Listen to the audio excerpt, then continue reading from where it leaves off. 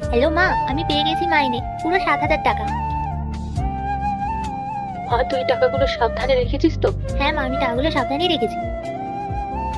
মনোজ, এই বাচ্চাটা কি? ম্যাডাম, আমাদের এখানে মালতী কাজ করে না, ওর মেয়ে। বাবু শোনো, নমস্কার ম্যাম। তুমি এখানে কি করছো আর তোমার মা কোথায়? আসলে ম্যাডাম আমার মায়ের শরীর খুব খারাপ, তাই আমি মায়ের বদলে কাজে এসেছি। এসব কি হচ্ছে মনোজ? আমার অফিসে তুমি একটা বাচ্চা মেয়েকে দিয়ে কাজ করাচ্ছ? তারপর আমি জানি না, একবার পারমিশন নেওয়ার প্রয়োজন বোধ করো না তোমরা? ম্যাডাম, আপনি শুধু শুধু আমারে দোষ দিচ্ছেন। এর ব্যাপারে আমি কিছুই জানি না। এই দিকটা সিনিয়র সামলায়। বাবু, তুমি তোমার পুরো স্যালারিটা পেয়েছো তো? হ্যাঁ ম্যাডাম, আমি পুরো 7,000 টাকাই পেয়ে গেছি। এক মিনিট, কত বললে? 7,000 টাকা? কি ব্যাপার মনোজ? ম্যাম, বিশ্বাস করুন আমি এইসবের কিছু জানি না। সবকিছু তো সিনিয়র দেখে। বাবু, তুমি ঠিক করে গুনেছো তো টাকাটা? ওখানে 7,000 টাকাই আছে। হ্যাঁ ম্যাডাম, আমি তো ভালো করেই গুনেছি, পুরো 7,000 টাকাই আছে। কিন্তু কেন ম্যাম? আমার মাকে তো প্রত্যেক মাসে মাইনে হিসাবে 7,000 টাকাই দেওয়া হয়। আচ্ছা, বুঝলাম। কেন ম্যাডাম, আমি কি কোনো ভুল করেছি? আর আমার মায়ের খুব শরীর খারাপ ম্যাডাম, প্লিজ টাকাগুলো নেবেন না। আমার মায়ের জন্য ওষুধ কিনতে হবে, না হলে মা অনেক অসুস্থ হয়ে পড়বে। না না বাবু, তোমার কোনো দোষ নেই, তুমি ভয় পেও না, তুমি শুধু আমাকে টাকাটা দাও।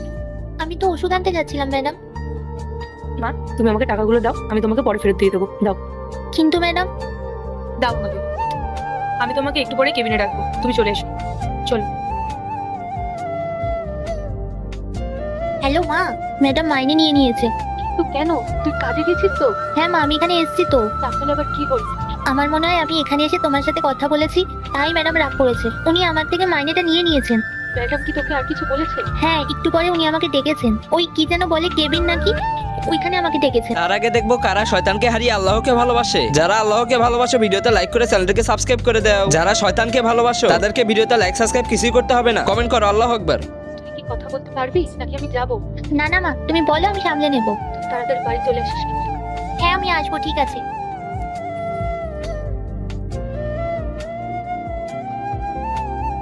ইয়েস ম্যাডাম, আপনি আমাকে ডেকেছিলেন?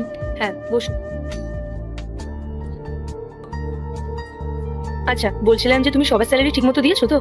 হ্যাঁ ম্যাম, আমি দিয়ে দিয়েছি, don't worry. Are you sure কারো স্যালারি বাকি থেকে যায়নি তো? শিওর ম্যাম, একদম সময় মতো সবার অ্যাকাউন্টে স্যালারি দিয়ে দিয়েছি। আচ্ছা, ঠিক আছে।